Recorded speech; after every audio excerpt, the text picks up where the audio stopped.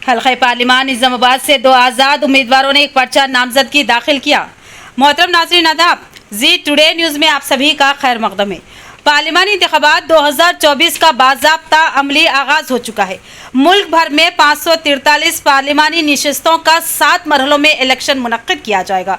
Election commission of India ने इस सिलसिले में अपने इंतजामात को खतियत दे दी है और इंतखाबी अमल का मौसर सियानती इंतजामात के साथ आगाज कर दिया गया है।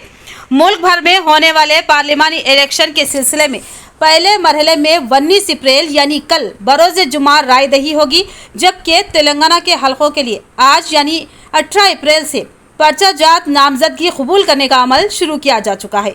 आज पर्चा जात नामजदगी दाखिल करने का पहला दिन था। पहले दिन 3:10 तक जुमला 2 पर्चा जात नामजदगी दाखिल हुए। रिटर्निंग ऑफिसर राजीव गांधी हनुमंतु ने इन पर्चा जात नामजदगी को कबूल किया। आज पर्चा जात नामजदगी दाखिल करने वालों में सत्या नारायणा वल शंकरया साकिर निजामाबाद है, जिन्होंने आज़ाद उम्मीदवार की हैसियत से पर्चा नामजदगी दाखिल किया।